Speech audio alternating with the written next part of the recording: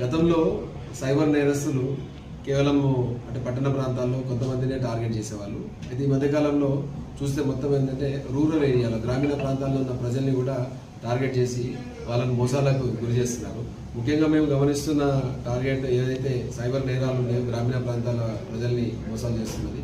Gift fraud పేరుతోటి మీకు బహుమతులు వచ్చినాయి, అమెజాన్ దీని నుంచి మీకు బహుమతులు వచ్చినాయి అన్న పేరుతోటి వీళ్ళు వివరాలు కొల్లగొట్టి చేస్తున్నారు. అదేవిధంగా లోన్లు ఇస్తాము అని చెప్పేసి ఆ లోన్లు ఇచ్చే క్రమంలో వీళ్ళకి సంబంధించిన అన్ని కూడా వివరాలు సేకరించేసి దాని ద్వారా చేస్తున్నారు.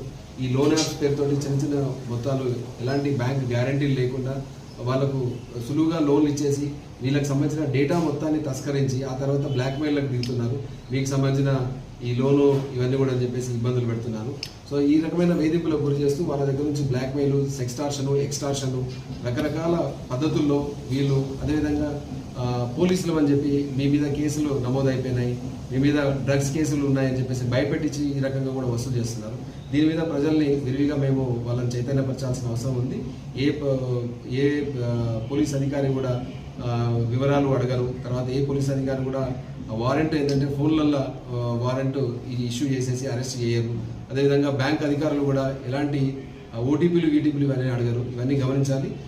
ప్రజల్ని అంతా కూడా మేము చైతన్యం చేయడం కోసం అని చెప్పేసి ఎస్పీ గారి ఆదేశాల మేరకు ఈ పోస్టర్స్ తర్వాత సిఎస్బి సైబర్ సెక్యూరిటీ బ్యూరో ఆధ్వర్యంలో మన జిల్లా పోలీసు యంత్రాంగము ముఖ్యంగా ఎస్పీ గారు ప్రజలందరినీ కూడా మనం చైతన్యపరచాల్సిన అవసరం ఉందని చెప్పేసి అందరినీ కూడా ఈ కార్యక్రమాలు మేము టేకప్ చేసినాము. సో అందరినీ కూడా మేము ప్రజలందరినీ కూడా మీరు 1930కి కాల్ చేసి ఎలాంటి సైబర్ నేరానికి గురైనా 1930కి కాల్ చేయండి. అదేవిధంగా మీ దగ్గర ఉన్న పోలీస్ స్టేషన్ సంప్రదించండి. మేము మీకు అందుబాటులో ఉండేసి తగిన గైడెన్స్ ఇవ్వడం జరుగుతుంది.